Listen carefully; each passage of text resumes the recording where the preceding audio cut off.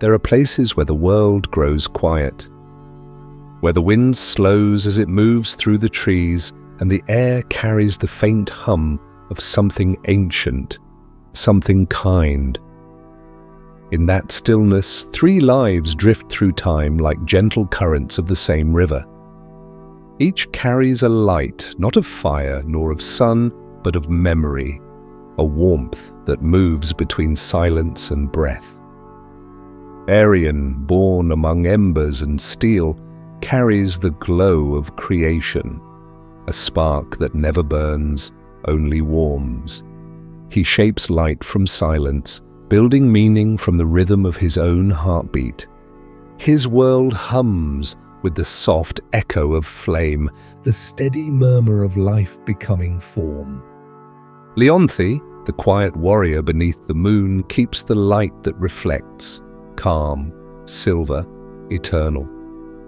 She finds peace, not in battle, but in stillness, sitting by waters that remember every sound and every silence. Her strength is gentleness, and her heart moves with the same rhythm as the night. And Melanian, the listener of the world, hears the light within sound, the golden pulse hidden between breaths. His music is not played, but dreamed. It is the whisper of wind, the hush between waves, the quiet truth that every silence holds a song. Together they are not heroes nor legends, but keepers of quiet things. Those who tend to the gentle flame, the silver reflection, the breath of music that makes the world alive. Their stories do not rise in battle or fall in grief.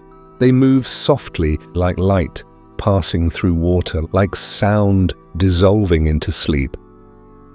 And as you listen now, as your breath slows, as the night folds around you, know that their lights are still here, woven into the air, guiding you toward rest, because the world does not end in silence. It begins there. Part 1. Aryan, the Keeper of Fire. The gentle beginning. It begins in the quiet hour when the air has settled and the world seems to listen to itself. No wind moves. No creature stirs. Only the slow rhythm of distant waves, like the world breathing in its sleep. The night carries a faint scent of metal and pine smoke. It drifts through an open doorway into a small forge that glows softly against the darkness. The fire inside does not roar, it hums. It murmurs in low tones, a warm and patient heart beating at the center of the world. Here, among tools darkened by years of touch, a woman moves slowly. Her hands are steady, her breath measured. Sparks rise when her hammer meets the bronze, not in bursts of fury, but in tiny constellations that fade almost as soon as they're born. The rhythm is not of labor, but of peace. Each strike a whisper, each pause a sigh. And in that soft light, a cradle rests near the hearth. Within it lies a child, quiet and still, his small fingers curled as if holding an invisible ember. His name is Aryan, though no one speaks it yet. His eyes are closed, his breathing calm, and when the woman pauses to look at him, the fire shifts. Its color deepens, the forge glows a little brighter. He was not born of thunder or prophecy. He was born of warmth and patience beneath the sound of a hammer and the scent of rain on cooling stone. His mother, Callista, often said that the forge has moods, that some nights it sings and others it dreams. On the night Aryan came into the world, it simply breathed. Outside, the sky was cloudless. Stars hung low and unmoving, as though drawn closer by the newborn stillness. The moon cast its silver across the roof, turning soot to shimmer. No chorus of gods announced his birth, No omen carved itself into flame. Only a woman, a fire, and the slow, deep calm of creation. When he opened his eyes for the first time, they did not flash or flare. They glowed faintly, the color of coals resting under ash, quiet, enduring, alive. The midwife who watched over them thought she saw the forge answer him, the embers rising as if in greeting. But Callista only smiled. "He knows warmth," she whispered, even before words. Time in the forge does not move like it does outside. It bends to rhythm, to the rise and fall of the hammer, the hiss of cooling metal, the soft pulse of the flame. So the night stretched on, slow and even, each moment blending into the next. The fire hummed, the child slept, and the world beyond their walls grew silent. In dreams, the forge might have remembered every shape it ever held. The swords, the shields, the ornaments for kings, all gone to dust, but their echoes stayed, carried by the warmth. Perhaps that's why the flames stayed calm that night.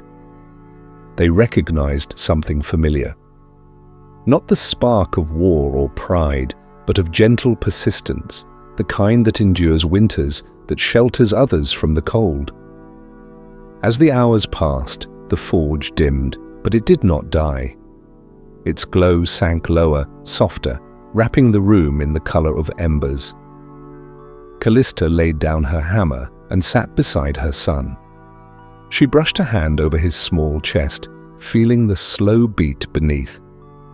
Outside, an owl called once, and the sound faded like breath on glass. In the quiet, she whispered not a prayer, but a promise. "Sleep, little flame. The world is wide and waiting, for now, rest." Her words carried through the air, gentle as smoke. The child did not stir, but the forge flickered once, faintly, an answer without sound. And so the night continued. The hammer slept. The fire murmured low. Somewhere far away, a river turned in its sleep, echoing the same rhythm. Calm, steady, endless. If one stood outside the forge and listened, they might have thought the sound of the coals was only wind. But to Callista, and perhaps to the night itself, it was a heartbeat. The first heartbeat of a boy who would one day be known for fire, not the kind that burns, but the kind that remembers. The kind that waits quietly in the dark until someone needs its light. The days of quiet growth. Morning in the valley arrives like a sigh. Mist drifts through the forge, cool and silver, softening every edge of metal and stone. The air hums faintly, carrying the scent of earth after rain. Inside, the fire rests low and round, like a heart that has learned to beat slowly. Aryan has grown enough to stand beside his mother now. He moves quietly, careful not to disturb the calm. His feet make no sound on the stone floor, and when he breathes, the air seems to move with him, as though the room itself has learned his rhythm. Callista works with patience. She teaches him not through words, but through stillness. When she lifts the hammer, he watches.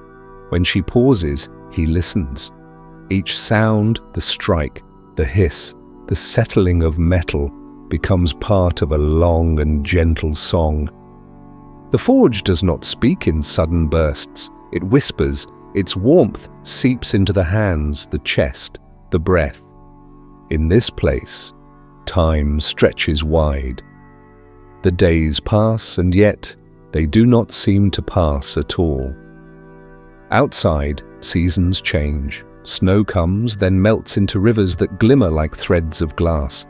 Trees shed, then bloom again, but inside the forge, the light remains nearly the same, soft, amber, constant. The fire never flares, never dies. It learns to glow quietly, the way Aryan learns to be still. He grows taller, but never restless. When others run in the fields, he lingers near the ember beds, tracing circles in the dust with a stick, watching the glow pulse between bright and dim. The warmth speaks to him in small movements, in the way shadows rise and settle, in the way air trembles when the fire sighs.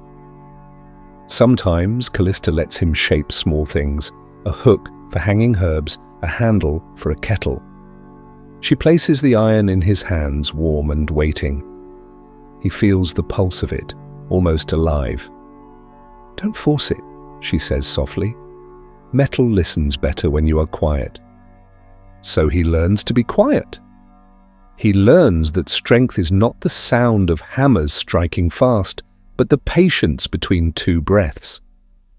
He learns that warmth can live inside calmness, and that the faintest glow can still light a room. At dusk they open the windows to let the evening in. The forge light meets the skylight, orange touching blue. The two colors mix and settle into the walls, into the floor, into the boy. Aryan sits at the doorway, watching fireflies rise from the grass. Each one blinks softly, like a tiny echo of the forge. Callista hums sometimes, low and tuneless, a vibration that fills the space without asking for attention. He hums back, almost without meaning to. Their voices weave into the slow crackle of the coals. There are nights when neither of them speaks for hours. The world outside drifts away until only the small movements remain, the turning of metal, the sigh of the wind, the rustle of a sleeve. In this quiet, Aryan begins to understand that everything has its own rhythm. The fire, the tools, the human heart, they all breathe at different speeds, yet, somehow, together. The forge becomes a kind of teacher, one that never interrupts, never demands, only exists, constant and alive. And sometimes he wonders if the fire feels lonely when they sleep. He asks his mother once, in the hush before dawn. She smiles faintly and stirs the coals. "No," she says, "it dreams, just as we do." So when night falls, Aryan watches the glow before bed. He sees how the coals dim, how the last light curls inward like a sigh. He learns to say goodnight to it without words, leaving it in its dreaming. Years flow like water over stone. Aryan's hands become stronger, but his touch remains gentle. He never rushes the metal, never hurries the flame. The forge, too, stays calm in his care. Some evenings, when the air outside is still and the last light fades, it feels as if time itself stops at their doorstep, content to rest there for a while. No sound of thunder ever breaks their quiet. No great change arrives. Only the steady song of breath and ember, day after day, like the heart of the earth beating somewhere deep below them. And though Aryan does not yet know it, these silent days will stay with him always, the patience of flame, the warmth of stillness, the calm between creation and rest. He sleeps each night by the forge, wrapped in a soft blanket of light. The glow paints his face gold. The air carries a faint hum, not loud enough to wake, not soft enough to fade, a perfect balance between sound and silence. And in that balance, he grows. The world, cooling down. There comes a time when even the seasons seem to grow quiet. The world, once warm and bright, begins to cool, not with sadness, but with the steady rhythm of a long exhale. The light lingers shorter on the stones. The air thickens with mist. Every sound carries a softer echo, as though the sky has drawn a blanket over itself. Aryan wakes early these mornings before dawn fully finds the forge. He watches the pale breath of smoke rising from the coals. The warmth is still there, but gentler now, Retreating deeper into the hearth as if the fire too wishes to rest, he wraps his shawl around his shoulders and steps outside. The earth feels colder beneath his bare feet, but not unfriendly.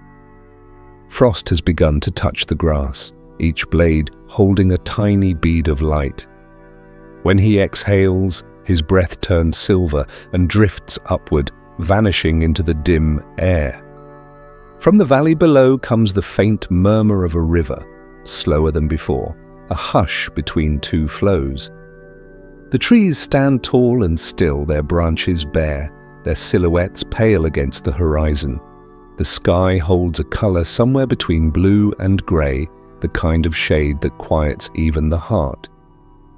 Inside the forge, Callista keeps the fire alive with care. The hammer no longer strikes as often, the air no longer rings. She moves slowly now, each motion deliberate, as though not to startle the silence that has settled around them. When Aryan enters, she looks up with a tired smile. "It's colder," she murmurs. "Even the flames feel it." He nods, kneeling beside the hearth. The embers glow like half-remembered dreams, steady but subdued. He stirs them gently with a metal rod, watching the colors shift, deep red, then orange, then a breath of gold. The warmth reaches out to him, soft and tender, brushing his hands like a memory. Outside, the world continues to cool. Lakes freeze at their edges. Wind moves through the trees in long, low sighs. Villages far beyond the valley begin to darken early, their chimneys breathing out grey trails that fade into dusk. The world seems to slow its pulse, and in that slowness, Aryan feels something he cannot name. It is not fear, it is not loneliness. It is something gentler, a sense that everything is finding its way inward, folding softly into itself. The world is not dying, it is simply resting. Some nights he walks to the edge of the forest where the air grows stiller. He listens to the quiet, the kind of quiet that feels alive, filled with invisible movement.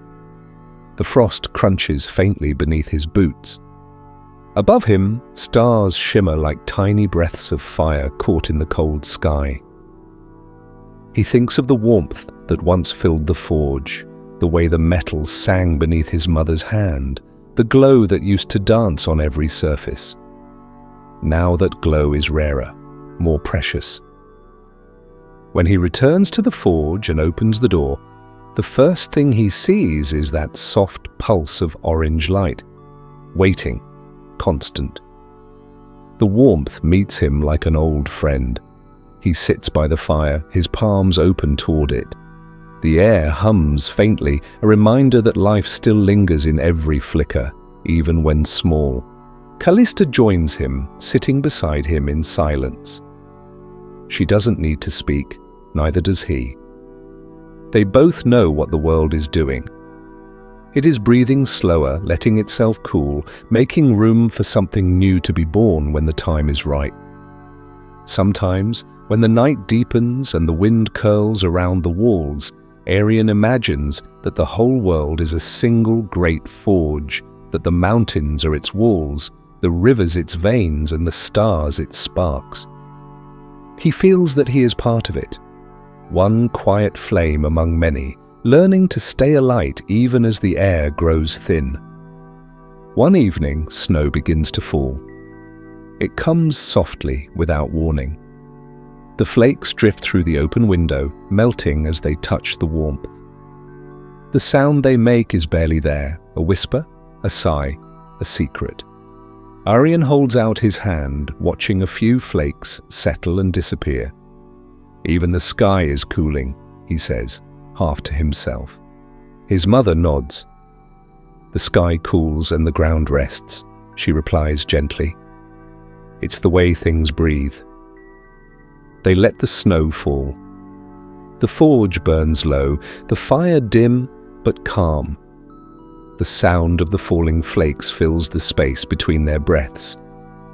Days turn into weeks, the frost deepens.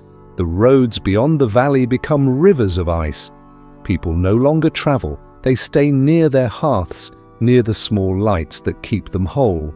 Aryan feels a kind of stillness inside him that mirrors the land. He no longer fears the cold. It teaches him to hold warmth more carefully. The nights grow longer. He learns to measure time not by the sun, but by the rhythm of the fire, the way it wakes, the way it sighs, the way it sleeps. The flame becomes like a quiet heartbeat that never stops, even when unseen. When the new moon rises, the world seems wrapped in velvet dark. Aryan steps outside once more. The air is sharp, clean, vast. He can see his breath dance away like threads of smoke. He looks toward the distant hills and imagines every small home, every hidden forge, holding its tiny flame against the chill. He closes his eyes, and for a moment, he feels it. The shared warmth of countless fires, faint but steady, scattered like stars across the land. It comforts him. He returns inside, feeding a small piece of wood into the hearth. The flames accept it, curling up in slow gratitude. He sits back, wrapped in his blanket, eyes half closed. The room breathes with him, the steady rhythm of heat and air, expansion and rest. Outside, the snow keeps falling. Inside, the fire hums tender and sure. The world cools, but the heart stays warm. And as Aryan drifts towards sleep, he feels both, the calm of winter and the quiet pulse of flame, meeting somewhere deep inside him, perfectly balanced. The silent journey. The day he leaves, the world is still. Dawn unfolds slowly, as if reluctant to wake. The frost lies thick on the grass, glittering faintly beneath the pale sky. The forge hums one last time, a low and steady sound, as if whispering its farewell. Aryan stands in the doorway, his pack resting lightly on his shoulder. He looks back only once. The light from the hearth spills across the floor, soft and amber, reaching toward him like a quiet wave. His mother sits beside it, her hands folded on her lap, eyes half closed. She does not speak. She only nods, a movement smaller than a breath. He nods back. No words are needed. Between them, the silence says everything. The years of warmth, the patience, the trust that the flame will not go out. He steps into the morning. The cold greets him gently. The air smells of pine and stone, clean and sharp. Each footstep leaves a soft print in the frost. The sound is nearly musical. Crunch, pause, crunch, slow and even, like a heartbeat far away. The valley opens before him, vast and pale. Mist coils through the hollows, drifting like thin threads of smoke. The hills rise in calm shapes, their outlines blurring into the sky. There are no roads, only paths that appear and disappear beneath the snow. Yet Aryan feels no hesitation. He follows the quiet, letting it guide him. The rhythm of walking becomes its own kind of song. His breath forms small clouds that linger for a moment before vanishing. The silence around him is not empty, it is full, like the pause before music begins. Birds are still asleep. The world listens. Hours pass, though he does not count them. Time stretches softly, each moment melting into the next. The sun climbs thin and white, and its light lays across the land like a gentle hand. When it touches the snow, the world shimmers faintly, a whisper of warmth beneath the cold. Sometimes he stops to rest beside a tree. He places his palm against the bark, feeling the slow pulse beneath it, the life that endures even when hidden. He listens to the faint creak of frozen branches, the sigh of the wind weaving through them. The sound comforts him, reminding him of the forge. the same patience, the same rhythm. By midday, the frost begins to soften.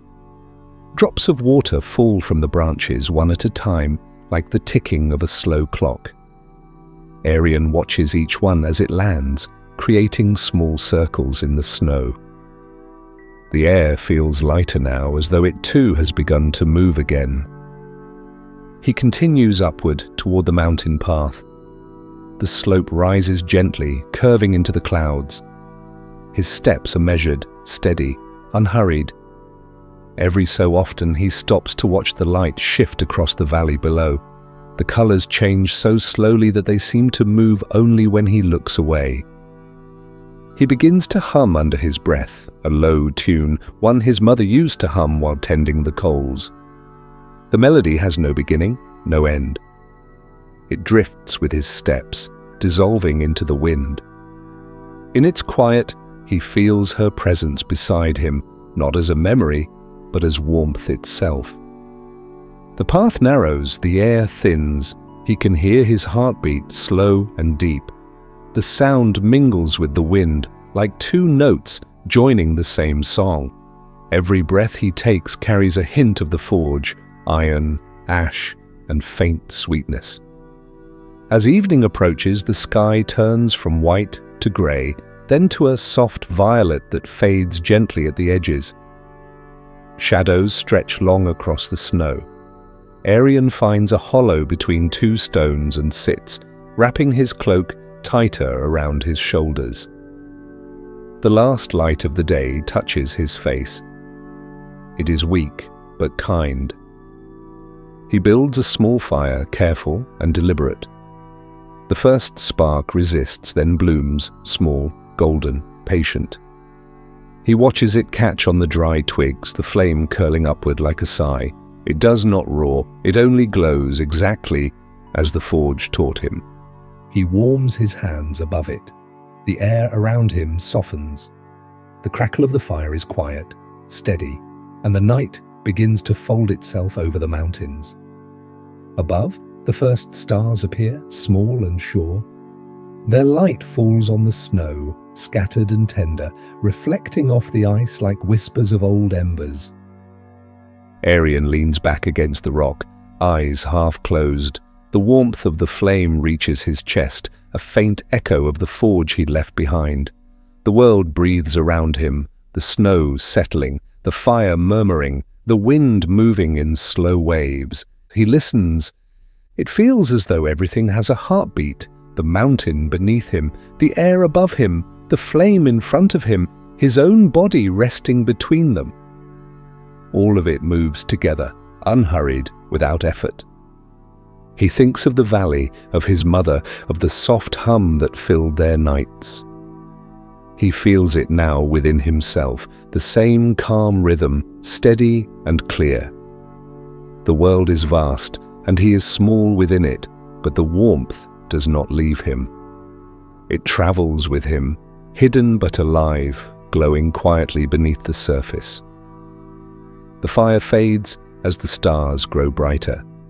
He watches until only embers remain, tiny, red, breathing points of light. He covers them with snow, gentle, careful, and the steam rises like a sigh. When he lies down to rest, the earth beneath him feels warm, as though it remembers every flame it has ever held. He closes his eyes. The night presses close, not heavy but soft, wrapping him in silence. Far away, in countless homes and hidden places, small fires burn against the cold. Their light flickers across walls, across sleeping faces, across dreams. Aryan feels them, faintly, as if the world itself were whispering goodnight. He breathes once, slowly. The air moves through him, steady and even. His heartbeat slows to match the wind. The journey is not lonely, it is only quiet.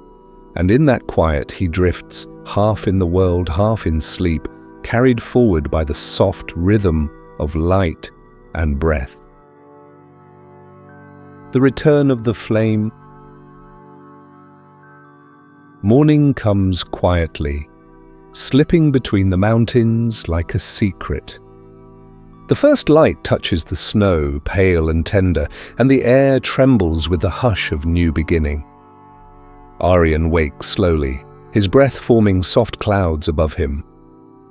The small fire has gone out, leaving only a faint shimmer of warmth beneath the ashes. He brushes the snow aside and finds a single coal still glowing, tiny but alive. It beats faintly like the memory of a heartbeat. He smiles. With careful hands, he cups the ember and breathes gently upon it. The glow deepens, answering his breath with a low pulse of red. The world around him remains quiet. The wind no longer bites, it glides. The sky is pale gold now, and the frost on the rocks gleams as if made of glass. Aryan stands holding the small light between his palms. It does not burn. It simply warms him, flowing through his fingers and into his chest. He begins the descent. Each step is slow, measured. The mountains hum beneath his feet, soft and low, as though guiding him home. The air fills with the scent of thawing earth and cedar bark. Somewhere in the distance, water begins to move again, first a trickle, then a murmur. The land is waking. As he walks, the ember glows brighter, though it makes no sound. Its warmth spreads gently through his hands, into his arms, into his breath. Birds begin to stir in the trees. A faint chorus rises, fragile and unsure, like a melody remembering itself. When he reaches the edge of the valley, the forge is waiting. Smoke curls from the chimney, slow and steady, a familiar rhythm in the morning air. Callista stands at the doorway, her shawl wrapped close, eyes soft with calm recognition. She says nothing as he approaches. She doesn't need to. The glow in his hands tells her everything. Aryan kneels before the hearth. The coals there are grey, their light long gone. He opens his palms and lowers the ember into their center. It rests there for a moment, still, silent, then exhales a gentle shimmer. The color spreads, faint at first, then deeper, until the forge hums again, alive with quiet warmth. No flames leap, no sparks fly. Only the steady glow of life returning, soft and sure. The room fills with that familiar amber light, wrapping around the walls, the tools, the two figures by the fire. Callista rests her hand on Aryan's shoulder. "It stayed with you," she murmurs. He nods, watching the light deepen. It always does. The forge breathes slowly. The warmth lingers not as heat, but as calm, the kind that seeps into every corner and stays long after sound has faded. Outside, snow begins to melt, revealing the earth beneath. The air carries the scent of new beginnings. Aryan sits quietly, eyes half closed, listening to the soft hum. The flame no longer belongs to him or to the forge. It belongs to the stillness itself, the same stillness that once held him as a child, the same quiet that now fills the world. The light steadies. The breath slows. The story rests. And in the calm between heartbeats, the forge glows on, gentle, endless, alive. Part 2. Leonthy, the keeper of the moonlight. The peace of the warrior. Night drapes itself across the land like a silken veil. Beyond the hills, the city of Sparta sleeps, a city of stone, of echoes, of once clashing blades. But tonight there is no sound of war, only the rhythm of breath, slow and even, moving through quiet streets and resting upon still rooftops. In that silence walks Leonthy, daughter of Sparta, once a warrior of great renown. Her steps are measured, her body wrapped in a cloak of deep blue. She carries no sword, no armor now, only the weightless calm of one who has survived and laid her weapons down. The moon above her hangs low, full and tender. Its light spreads across the white walls and marble columns, turning them silver. In that pale glow, Leonthy's hair gleams faintly, her face serene. There is strength there still, but it no longer strains. It breathes. Each evening, when the city quiets, she walks beyond the gates and follows the road toward the olive fields. The stones underfoot remember battles long past, but her feet tread them softly, as though not to wake old ghosts. The air is cool, scented faintly with thyme and the salt of the sea far beyond. She pauses often, not from weariness, but to listen to the night itself.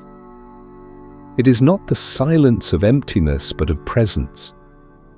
The silence that holds the hum of distant lives, a baby turning in sleep, a lantern flickering in a window, a horse breathing in its stall. It is the quiet that remains after all motion has found its rhythm. Leonthy inhales deeply. Her lungs fill with air that feels older than memory. The moonlight rests upon her hands, tracing faint lines of scar and strength. She looks at them, not with pride, not with sorrow, but with a simple recognition. They have done their part. Now they rest. She walks until the city is only a shadow behind her. The land opens into a plain of silver grass.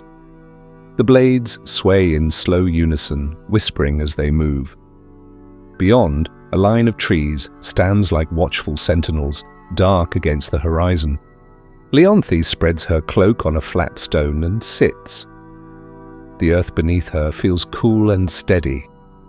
Above, the sky is vast, a quiet ocean of stars. The moon reflects on her armorless chest like a soft fire that does not burn. For a long while, she simply breathes. The rhythm of her inhaling matches the rhythm of the wind.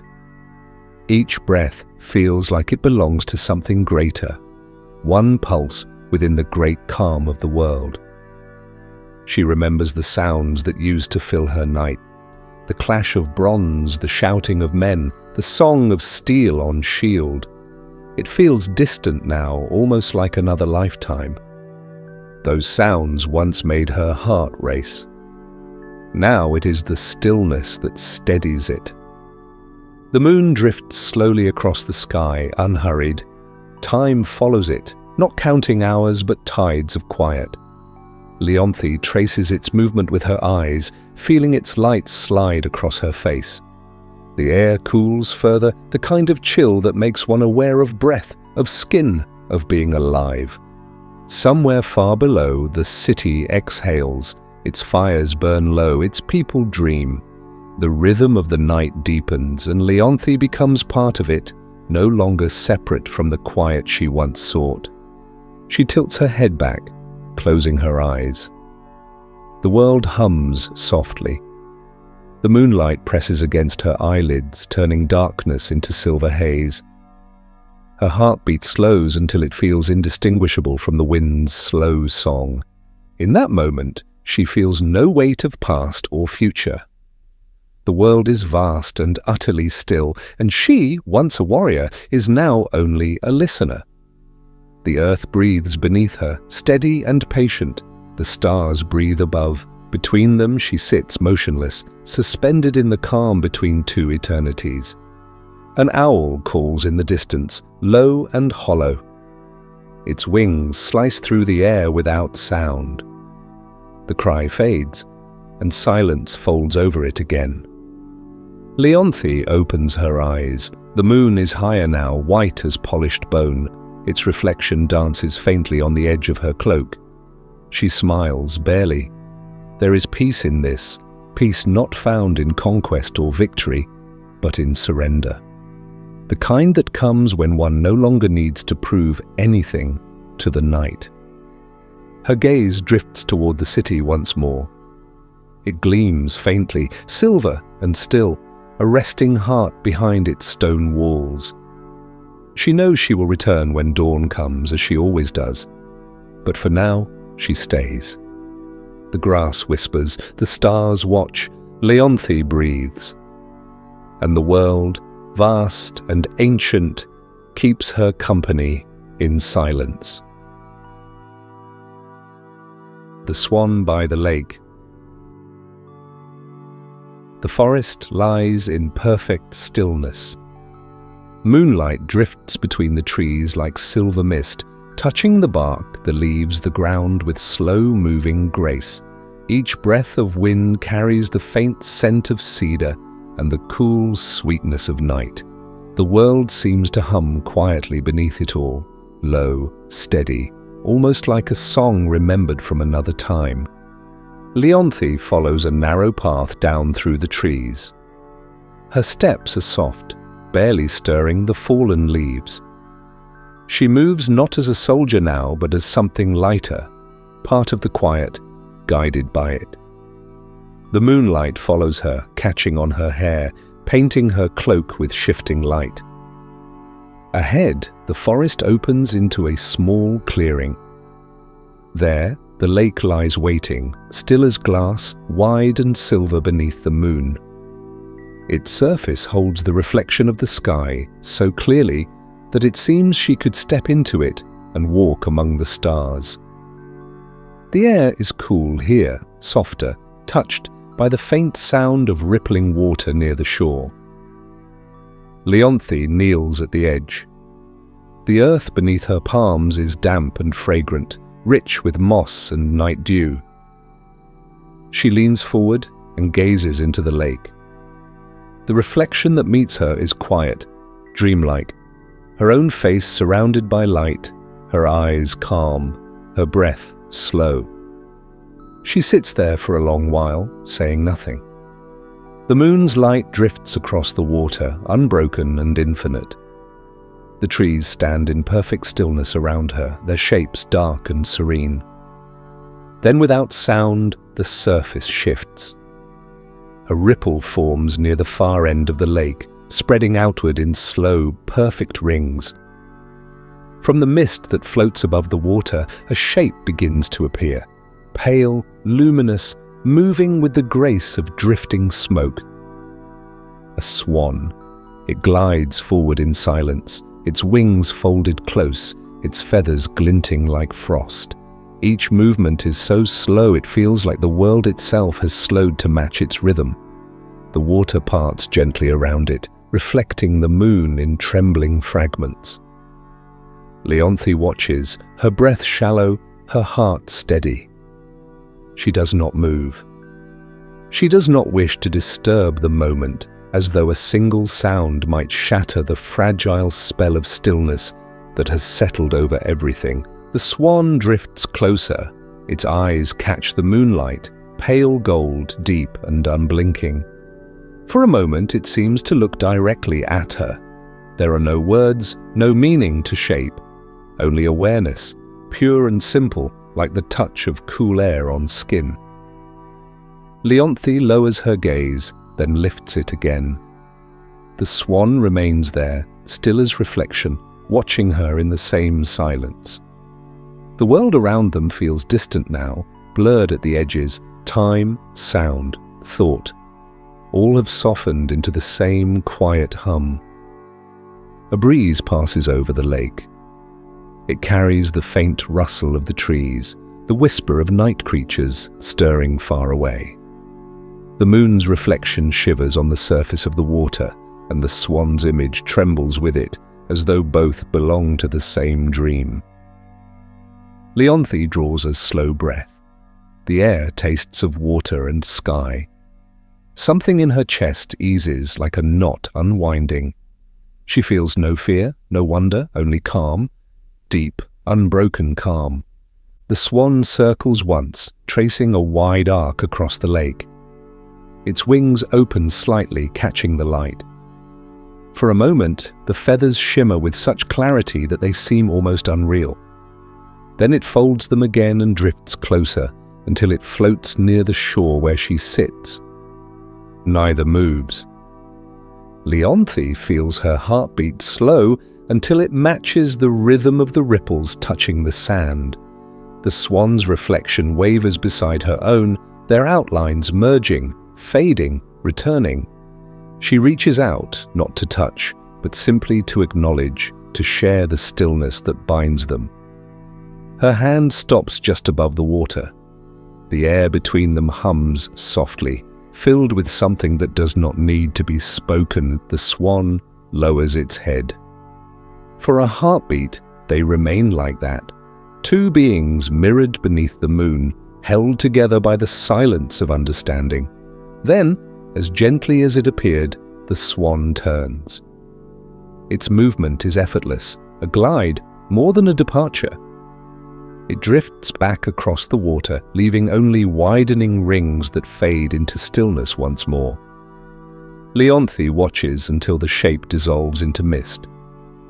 The moonlight fills the empty space it leaves behind. The lake returns to perfect calm, reflecting the endless sky. She sits back on her heels, exhaling slowly. The world feels unchanged and yet different somehow, clearer, softer. She cannot name what has shifted within her, only that something has found its place. The forest breathes, the moon hums, the lake gleams like liquid light. Leonthy closes her eyes, and for a long moment, the quiet holds her. And when she opens them again, the swan is gone. But the stillness remains, shining on the surface of the water, calm and eternal. Nights of moon and still water. The nights begin to follow one another in quiet rhythm. Each month, when the moon is full and the air turns silver, Leonthy returns to the lake. The path through the forest never changes. The trees still arch above her like slow-moving clouds, and the scent of pine and damp earth lingers in the air.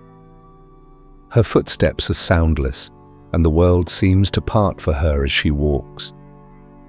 The moon follows her as if it remembers.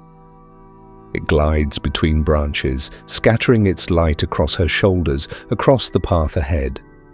The leaves shimmer faintly, and the shadows sway in gentle patterns. Even the night creatures seem to pause, listening as she passes. By the time she reaches the clearing, the lake is already awake with light. The surface gleams like polished silver, perfectly still, perfectly open. Every time, she stops for a moment at the edge of the trees, letting her eyes adjust, letting her breath fall into the slow rhythm of the water. She always sits on the same stone, worn smooth by time. The ground around it is cool and soft with moss. When she settles there, her cloak pools around her, dark against the silver of the earth. She draws her knees close, wraps her arms loosely around them, and lets the world breathe. The forest hums quietly, a deep sound hidden beneath everything. The leaves whisper above, shifting in small waves. The water laps gently against the shore, each movement small and deliberate, like a sigh turning into another sigh. Leonthy listens. The sound of the lake becomes her heartbeat. The soft movement of the leaves becomes her breath. The night folds around her, unbroken and whole. Sometimes she closes her eyes. The air on her skin feels cool and kind. She can sense the light through her eyelids, soft, endless, pulsing in quiet rhythm. It feels as if the moon itself breathes through her, slow and wide, one inhale for the sky, one exhale for the earth. She does not wait for the swan, she does not even expect it, yet every time she comes, some part of her looks toward the center of the lake, toward the place where stillness begins. And sometimes, just sometimes, there it is. A faint ripple at first, so gentle that it could be the wind. then a pale shape moving across the silver, graceful and soundless, gliding through the mirrored world. The swan never rushes. It appears as if it had always been there, only waiting for her to notice. It drifts near the center, sometimes closer, sometimes far. There are nights when it comes so near that she can see the fine curve of its feathers, the faint shimmer where moonlight meets its wings. Other nights it remains distant, a quiet shape surrounded by light. They never speak. There is no story between them, only the quiet recognition of one being seeing another, both held within the same calm. As the hours pass, the moon climbs higher.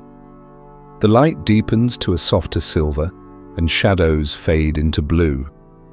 The water moves only when the breeze touches it, creating circles that spread and vanish without sound. Leonthy's breathing slows until she can no longer tell where her inhale ends and the night begins. Her eyes remain half open, dreamlike. The lake, the trees, the air, all seem to breathe with her, one steady rhythm shared between all things. At times, she reaches down and lets her fingers brush the surface of the water. It is cool, smooth, alive. The ripples spread outward, slow and perfect, until they touch the reflection of the moon. There, they disappear, as if swallowed by light. Each month, the same. Each visit a little quieter than the last. The forest learns her presence. The air itself seems to wait for her. Even the lake, when she arrives, grows still, as though it remembers the cadence of her breath. There is no need for words, no need for thought. The world here is whole, and she is part of its stillness. On some nights, the clouds pass over the moon for a time. The world darkens, but not in fear. The darkness here feels like rest, a pause before the next slow movement of light. Leonthy sits through it, eyes closed, listening to the gentle shift of wind through branches.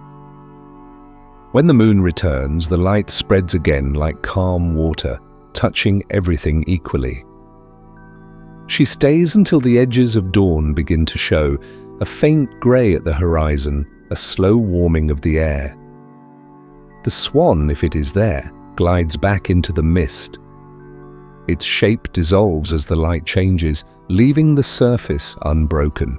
Before she rises, Leonthy always looks once more at the reflection of the sky. It no longer feels like something separate. The line between what is real and what is mirrored has faded. She cannot tell where the moon ends and where the water begins. Her movements are slow as she stands. The world feels light, as though gravity itself has softened. She gathers her cloak and turns back toward the forest, her footsteps leaving no trace on the moss. The path home is always quiet. The air shifts around her in small currents, and the forest seems to hum her name, not in voice, but in rhythm. By the time she reaches the city walls, the first color of morning has begun to bloom. The rooftops glimmer with dew. Smoke begins to rise from chimneys. Life stirs again. She pauses at the gate, looking back once more. The moon is fading, pale and soft, still visible over the trees. The memory of the lake lingers in her, the sound of water, the silver air, the slow pulse of night. It is not longing she feels, nor devotion. It is simply knowing, the deep familiarity that grows between two silences meeting again and again until they recognize each other as one. That knowing stays with her as she walks back into the waking world. The rhythm of her steps mirrors the rhythm of the waves she left behind. Her breath carries the coolness of moonlight. Her thoughts, the weightlessness of water. When she reaches her home, she sets her cloak aside and sits by the window. The last light of the moon still lingers across the floor. She does not chase it. She lets it fade naturally, like a final note dissolving into silence. Outside, the city awakens. Inside, the calm remains. And somewhere far beyond the walls, in the forest where the mist gathers over still water, a pale feather drifts across the surface, carried by the softest movement of air. A reminder that quiet can return, again and again, like the moon itself. The light within silence. The nights grow softer as time drifts on. The moon waxes and wanes, and Leonthy follows its quiet rhythm without effort, as if her own heartbeat has learned to keep time with the sky. Each return to the lake feels less like a journey and more like a memory, something that continues without beginning or end. When she walks through the forest now, the path no longer feels apart from her. The trees seem to part in slow recognition, their branches whispering against one another in a language older than words.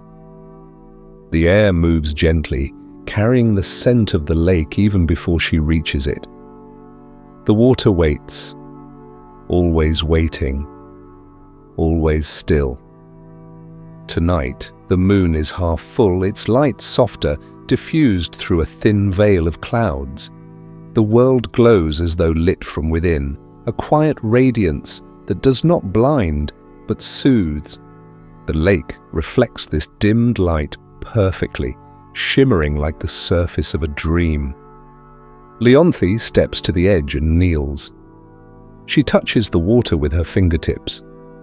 The cold meets her skin and then fades, replaced by a sense of belonging, as if the water knows her touch and welcomes it.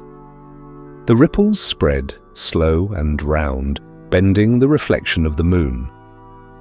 She watches them fade until the surface becomes still again.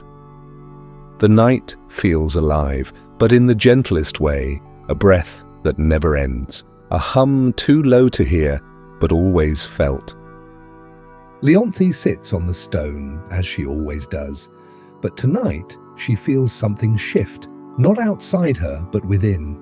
The boundary between her breath and the air around her grows thin. The stillness of the water seems to echo within her chest. The forest sighs in long waves. The leaves move with a rhythm that matches her pulse. Each time she exhales, the mist above the lake swirls lightly, forming soft patterns that dissolve again into air. She closes her eyes. Inside the darkness, light moves, slow, silvery threads that drift behind her eyelids. They pulse in time with her breathing, like the shimmer of moonlight through deep water. There is no thought, no memory, no need to understand, only presence. When she opens her eyes again, the world feels different.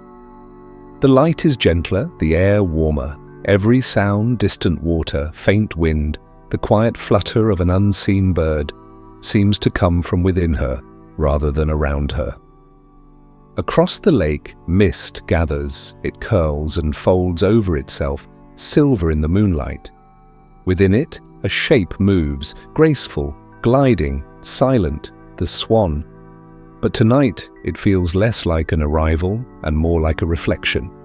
Its wings move slowly, the faintest touch of motion. It glides through the mist as if made from it. Leonthy watches, and for the first time, she does not feel like she is seeing something separate from herself. The swan's movement mirrors her breath. The water's rhythm matches the slow rise and fall of her chest. She realizes that she has stopped feeling the cold. The air no longer presses against her skin. It passes through her, light and endless. She cannot tell if she is breathing, or if the night is breathing through her. The swan circles once, its reflection perfect and unbroken. It passes close to where she sits, so near that she can see the faint glimmer of each feather. The light from the moon seems to flow through it, turning it to liquid silver. And then for a single moment it seems to dissolve, not vanish, but blend. The light of the moon, the glow of the mist, the shimmer of the water, the shape of the swan, they all become one quiet glow that hovers above the lake. Leonthy watches it without surprise. She does not reach, does not move.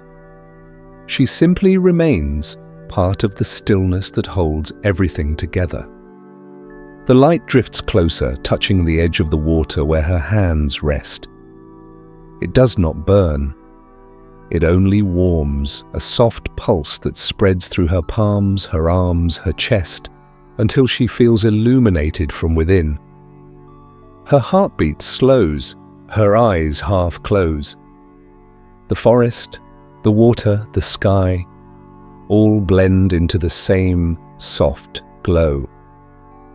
The swan is gone now, but the light remains, shimmering faintly across the lake and along her skin. It is not outside her anymore. It moves through her, quiet and patient, like a tide returning home. Leonthy breathes once more, slow and deep, and when she exhales, the mist moves with her, curling outward in long, silvery waves.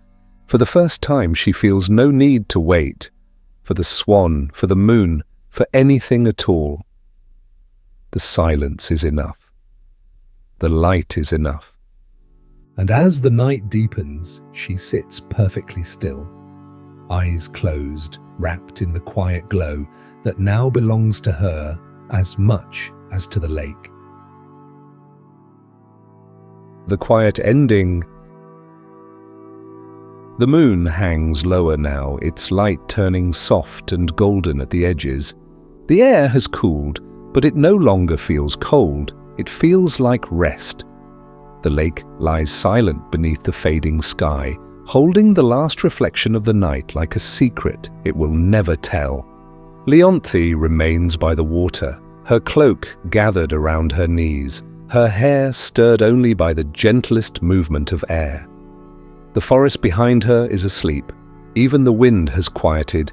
The world has slowed to the rhythm of her breath. She gazes across the surface of the lake, where the mist once danced, where the swan once glided. There is no movement now, only light, thin, endless, and tender. The memory of wings lingers somewhere in that glow, faint as a dream that will not quite fade. She closes her eyes and lets it live there, not as longing, but as calm. What was once a meeting now feels like a merging. She cannot tell where the swan ends and where the moon begins, where she ends and where the night continues. All boundaries have softened into the same hush.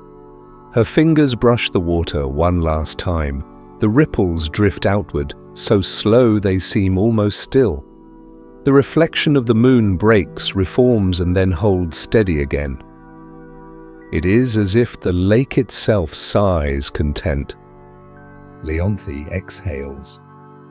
Her breath moves through the cool air, vanishing like smoke, like prayer, like the final note of a lullaby. The sound of water answers her, one small ripple, then silence. The moon climbs a little higher, then begins to dim. Its light folds into the clouds, becoming part of the sky. The world does not grow darker. It grows softer. Leonthy rests her head against the stone, eyes half open. The night tilts gently around her, as if the earth itself were rocking her to sleep. Her thoughts drift like feathers, weightless, directionless, free. The swan no longer appears, it no longer needs to. Its quiet grace lingers everywhere, in the water, in the trees, in the silver glow that still touches her hands. When the first line of dawn begins to bloom, Leonthy does not move. She remains part of the stillness, breathing in rhythm with the light that returns. The moon fades, the lake shimmers once, and the world exhales. Only peace remains, soft, endless, and whole. Part 3, Melanian, the keeper of sound. The child and the music. The world greeted him with sound. Long before Melanian could speak, he listened. Even as an infant, before his eyes could find color or shape, his ears sought the hum beneath everything. The deep murmur of wind moving through grass, the low pulse of water turning over stones, the faint, endless sigh that fills the air when nothing else stirs. He was born in a small cottage by the edge of a river where nights were full of crickets and mornings were alive with birdsong. His mother often said that even before he could crawl, he would turn his head toward every noise, the creak of the door, the call of a dove, the whisper of rain on the roof. Some children reached for toys or light. Melanian reached for sound. When the wind passed through the reeds, he would laugh softly, as if recognizing a friend. When thunder rolled far away, he would press his ear to the ground, listening not for fear, but for meaning. There was a stillness in him that felt older than childhood, a patience that seemed to belong to the world itself.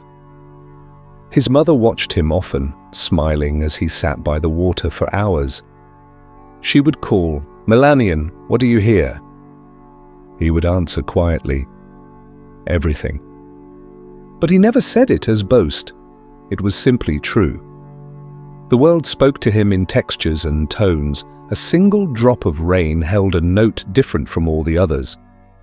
A wave breaking on the riverbank carried rhythm and depth. Even silence had shape. He did not need to learn music. It was already within him. The heartbeat of the world was the first rhythm he ever knew. The murmur of leaves, the hiss of water, the crackle of the hearth. Each sound was a thread woven into his own breathing. As he grew, he found ways to answer back. His father carved him a small wooden lyre when he turned 7. It had few strings, uneven and raw, but when Melanian touched them, the air seemed to listen. He didn't pluck for melody. He simply brushed the strings, letting the sound fade into stillness before touching another. He would sit by the river, eyes closed, and play what he heard. Sometimes it was no more than 2 notes, held apart by long pauses. But in those pauses lived everything: the wind, the water, the birds, the slow creak of the trees. He once told his mother, "Music doesn't come from the strings. It comes from the space between 2 sounds." She smiled, though she didn't fully understand. He didn't expect her to. Some things cannot be explained without sound. Seasons passed, each carrying its own symphony. In spring, the world was filled with whispers, the chatter of brooks, the flutter of wings, the hush of rain moving through young leaves. Summer sang louder with the hum of bees, the soft percussion of river stones beneath bare feet, the steady drone of cicadas rising like a tide. In autumn, the tone shifted, lower, slower. The wind carried a deeper voice, and the rustle of dry leaves spoke of endings, though never of sorrow. Even in winter, when everything seemed asleep, Melanian heard life. The snow made the world quiet enough to hear what was always there: the soft pulse beneath stillness, the heartbeat under silence. The villagers sometimes found him sitting alone at the edge of the field, listening to nothing they could hear. "He's dreaming," they would say. But Melanian was not dreaming. He was awake in a way few people were. To him, sound and silence were the same thing seen from 2 sides. He grew into a tall, calm boy, his movements slow, deliberate, almost musical. He spoke gently, often pausing between words, as if leaving room for air to reply. When others shouted, he only smiled, waiting for the echo to fade before speaking. People said his voice carried warmth, though he rarely sang. Even his silence felt kind. At dusk, when the day folded into night, he would wander to the river again. The water mirrored the sky, and the wind carried the scent of reeds and faraway rain. He would sit cross-legged with his lyre and play, not songs but moments. One note for the movement of the clouds, another for the faint call of a night bird. Between them, stillness, a breath long enough for the heart to listen. Villagers passing nearby sometimes stopped without meaning to. They would hear his faint, broken rhythm and feel their own breathing slow to match it. Some stayed, eyes half closed, until the sound became indistinguishable from the air around them. Melanian never noticed them. He played not to be heard, but to hear more deeply. Each sound he made returned to him changed, softened by distance, shaped by the night. There was no applause when he finished. There was no ending, no beginning. Only the world continuing to hum in the same quiet way it always had. When the moon rose, he would set his lyre aside and lie down on the grass. The sound of water filled his ears, steady as sleep. The stars above seemed to shimmer with faint tone, each one vibrating with light too soft to see fully.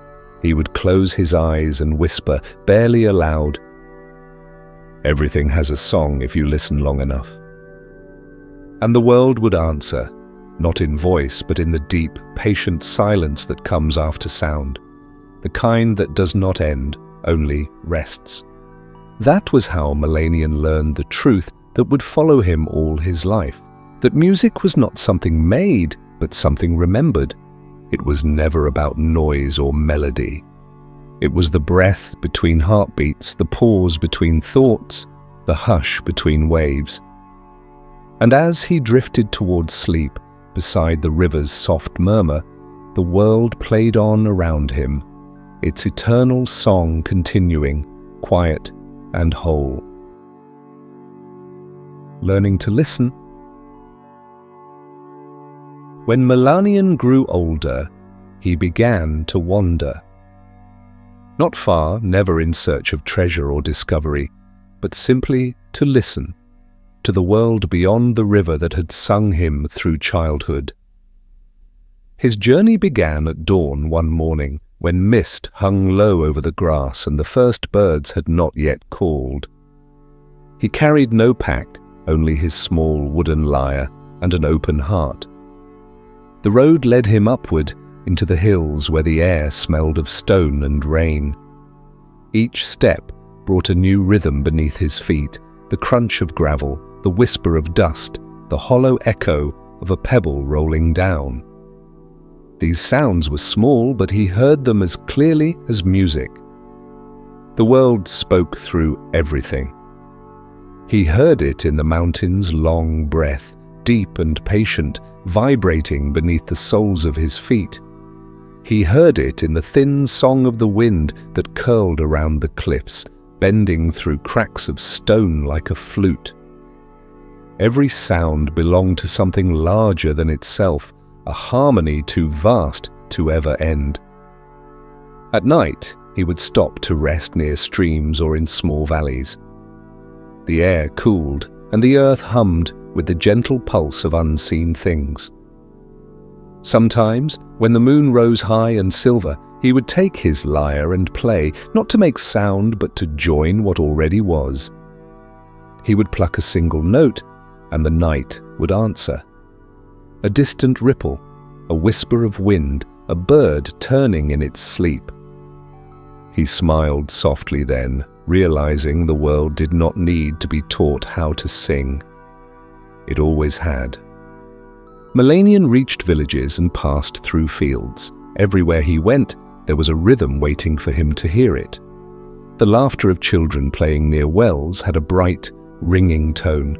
The shuffle of the farmer's tools struck the air like soft percussion.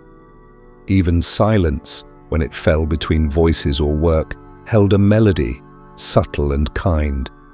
He stayed nowhere for long, yet everywhere he went, people remembered him. They spoke of the quiet man who listened before he spoke, who could make a whole room still with nothing but the calm of his presence. Some called him a musician, though he played very little. Others thought him a dreamer. But Melanian thought of himself only as a listener.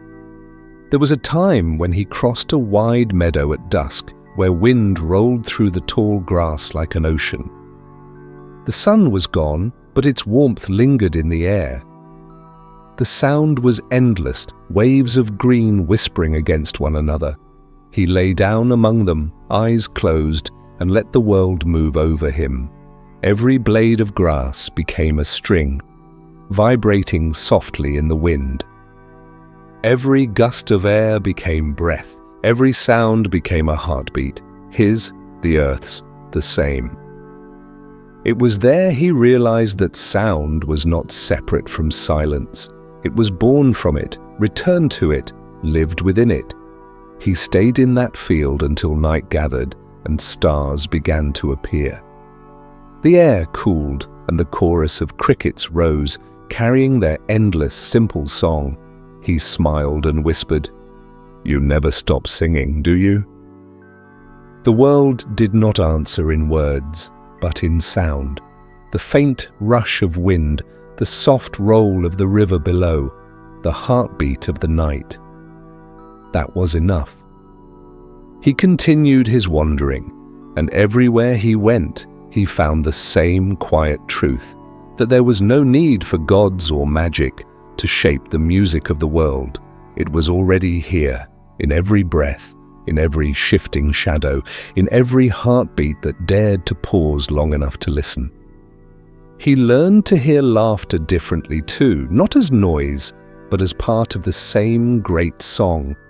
The laughter of strangers on a road, the soft hum of a mother rocking her child, the sigh of old men resting at the edge of the day, all were variations of the same melody.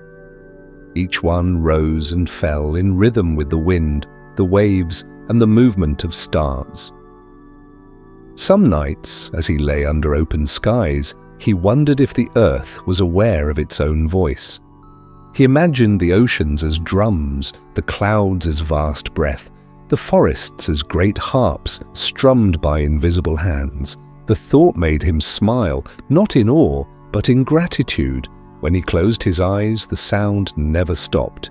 It folded around him, soft and infinite, the hum of insects, the pulse of rivers, the faint shift of soil beneath roots. All of it wove together until there was no Melanian and no world. There was only one song, patient and wide, without beginning or end. And in that endless lullaby, he learned something even deeper. That to listen is to love, And to love is to become still enough to hear. The mountains, the rivers, the laughter, and the wind all sang not for glory, but for peace. Their music did not demand attention. It existed simply because being alive meant making sound. Melanian slept that night in the arms of that truth. The grass moved against his skin, the stars shimmered above him, and the air whispered through his hair. Every note, every pause, every breath became part of the same quiet composition, the earth's own cradle song. And as he drifted towards sleep, he could hear it again. Not loud, not near, but everywhere. The song that had been singing long before him and would keep singing long after he was gone. The final song. There came a night when the air was so still that even the river seemed to pause. Stars hung low, glimmering like dust caught in the edges of moonlight. Melanian lay awake beneath them, his lyre resting by his side, the strings silent, waiting. For many years he had listened, to mountain and stream, to laughter and wind. But that night, the world was quiet in a new way. It was not the absence of sound. It was a pause, a breath drawn in, as if the earth itself were listening too. He felt it first as a pulse in his chest, a soft rhythm without beat or measure. Then from that stillness came a tone, not heard with the ear, but with something deeper.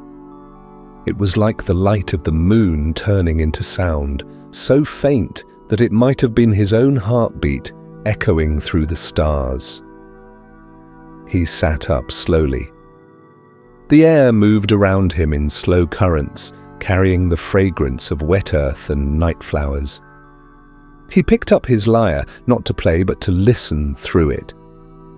The wood was warm against his fingers, alive with tiny vibrations from the world around him. A single note rose inside him. He let his finger fall lightly on the string, barely touching it. The sound that came was so soft it seemed imagined, a tone half born of air, half born of dream. It did not begin so much as appear, and when it faded, the night seemed to remember it. He waited, and another came, higher this time, lighter, like a ripple on glass. Then a third, lower, rounder, like footsteps on water. He did not compose them. They found him. The melody grew slowly and without pattern. It wandered, drifting between notes and silences, never repeating, never ending. Each pause was as important as the sound that followed. It felt as though he were no longer playing for the world outside, but for something within it, some quiet heart beating beneath everything that is. The more he played, the less he heard with his ears. The music became a feeling that flowed through him like water through stone, steady, patient, eternal. He realized then that it could never be written down. No instrument could contain it, no human tongue could carry it. It was too light, too complete. The melody wrapped around him, slowly turning to light. The air shimmered, the stars seemed to lean closer as though listening. He felt the boundaries of his body fade, the edges of his hands, the shape of his breath. He was not a man any longer, but a note, floating in a song that had always been playing. He closed his eyes. The sound continued without him, moving through the trees, the grass, the stones. Each blade of grass vibrated with it. Each drop of dew caught its tone. The river hummed the lower part, the wind the higher. The earth became an instrument too vast to imagine. He did not know how long it lasted. Time had no measure there. The song was both a moment and an eternity. When he finally drifted into sleep, the music did not end. It simply became dream. In that dream, he walked through a field of light that made no shadow. The air around him was alive with soft harmonies, colors turning into tones, tones into wind. He did not play anymore. He only listened. Each step he took made a sound, but not from his feet, from the space he left behind. Every movement was part of the music, every pause a breath of the universe itself. He understood then that music was not meant to be kept. It was a visitor, a momentary alignment between being and air. To hold it was to lose it, to let it go was to hear it forever. When he woke, dawn had come. The sky was the color of quiet ashes, and the first light of morning moved over the river like a slow hand. His lyre lay beside him. The strings were still, but the wood felt warm, as if it had been singing through the night. He tried to remember the melody, but the memory was made of mist. Every note he reached for slipped away before he could grasp it. The sound was gone, yet its peace remained, settled deep within him like a heartbeat that did not need to be heard. He sat for a while, watching the sun touch the water. Then quietly, he smiled. He did not need to remember. Forgetting was part of the song. The music had not ended. It had become the silence around him, the light through the trees, the calm in his own breath. And as he rose to walk again, the world seemed to hum softly with every step he took, as though the earth itself were continuing his dream. he carried no sound with him, only the memory of peace. And in that peace was the music itself, the final song that never ends because it was never meant to begin. Fading into sound. The years unfolded softly around Melanian, like ripples widening across a quiet lake. He no longer wandered far. The once restless path of his feet had slowed, and his hands, though older now, still carried the gentle grace of sound remembered. He lived near the sea, in a small house where wind spoke through the windows and waves murmured beneath the cliffs. He did not perform anymore. The lyre rested in the corner, its strings gathering dust and silence. Yet the music had not left him. It had simply changed shape, spread outward, thinned into the air, until it was no longer something he made, but something he breathed. Each morning, when he woke, he would sit by the open door and listen. The sea sang in slow rhythm, the same melody it had carried since the world was new. The gulls traced circles in the pale sky, their wings brushing against invisible cords. The wind passed through the grasses, and the earth hummed low beneath it all. And sometimes, when he exhaled, he thought he heard the faintest echo answering him, as though the world itself were breathing back. He began to notice that sound no longer came from outside alone. It rose from within him too, so softly that he could only sense it in the stillest moments.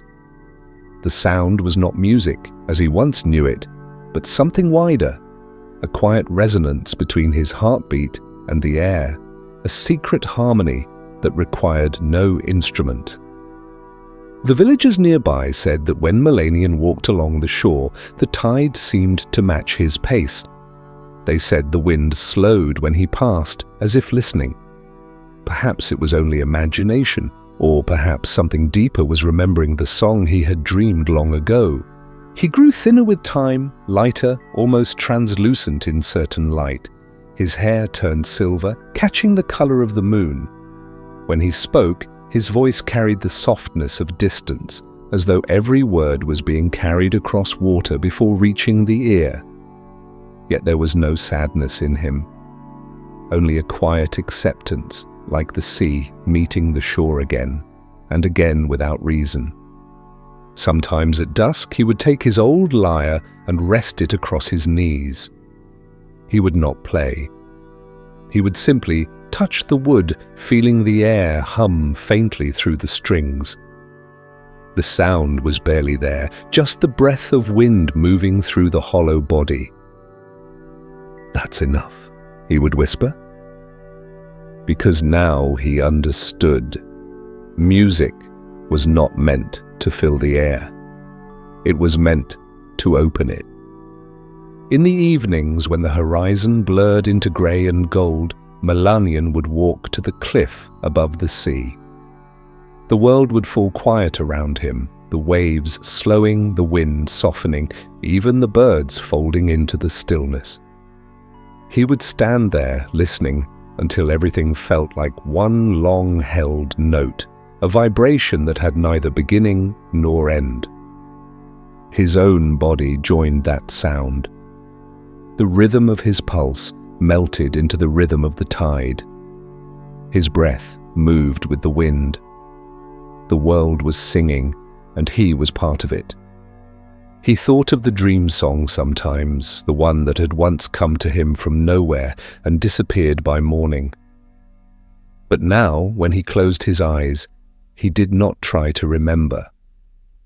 He simply let it come and go as it wished, knowing that forgetting was its way of staying.